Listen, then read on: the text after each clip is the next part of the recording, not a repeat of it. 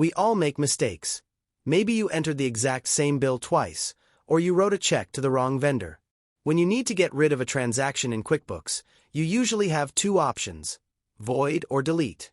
Knowing which one to use is critical because picking the wrong one can seriously mess up your previous bank reconciliations. Today, I'll break down the difference and show you exactly how to do both. Here is the simple breakdown. When you delete a transaction, it is completely wiped from your books as if it never existed. You lose all the details. When you void a transaction, QuickBooks changes the dollar amount to zero, but it keeps the original date, the vendor name, and the transaction number. As a general rule of thumb, always void if you can. It leaves a clean paper trail for your accountant.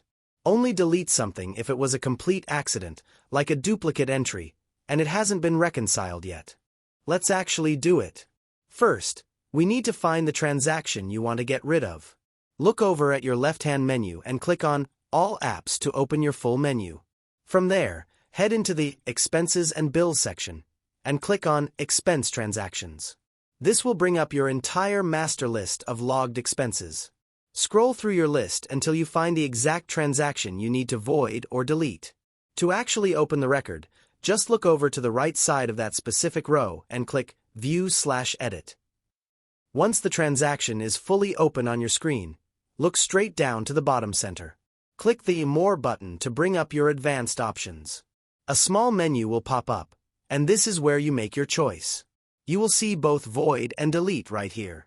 For this one, I'm going to select Void.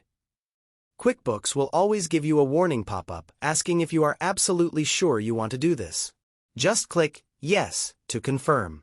The screen will refresh, and you'll see the amount at the top right now says $0. One quick pro tip before we wrap up. If you think deleting a transaction hides it completely, think again.